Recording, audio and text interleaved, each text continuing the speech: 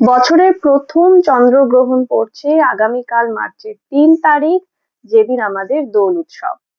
অনেকেই রং খেলবো কি খেলবো না, কি করব, অনেক রকম প্রশ্ন অনেকের মনে আসছে। আর এই চন্দ্রগ্রহণও পড়েছে এবারে সূর্যের রাশি সিংহ রাশিতে, যেটার কিন্তু একটা শিফটিং এনার্জি এই সময় আমাদের মধ্যে চলছে, কিছু না কিছু আনপ্রেডিক্টেবল শিফটিং এনার্জি। অনেকেই হয়তো এই সময়টা ফেস করছো। তার উপরে এটা আবার ব্লাড মুন। দেখো, রং খেলা, উৎসব পালন করা আসলে কিন্তু এটা ভীষণ একটা ব্যক্তিগত ব্যাপারই আছে। তুমি রং খেলাটাকে যখন দেখছো তখনই তো সেটা কাদের সাথে জড়িয়ে আছে, সেটা সেই পরম শ্রী রাধা কৃষ্ণের সাথে জড়িয়ে আছে।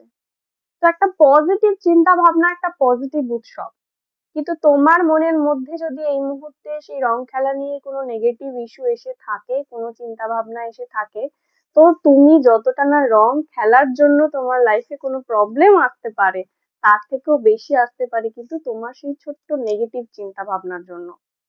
তাই যারা মনে করছো যে না, আমি একদম ফুল মোডে রং খেলবো, আমি এই উৎসবটাকে ভীষণ ভাবে আনন্দে সেলিব্রেট করব, অবশ্যই করো।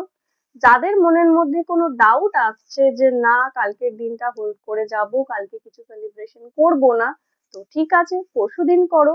এটা তোমাদের পুরোপুরি নিজস্ব ব্যাপার, নিজের চিন্তা ভাবনার ব্যাপার। লাস্ট অব্দি এটাই বলবো যে আজকে লাইভে আসছি রাত 9টায়, প্রত্যেকে রাশিগত বিষয় যে এই শিফটিং এনার্জিতে কি কি চেঞ্জেস আসছে তোমাদের জীবনে সেটা বলবো।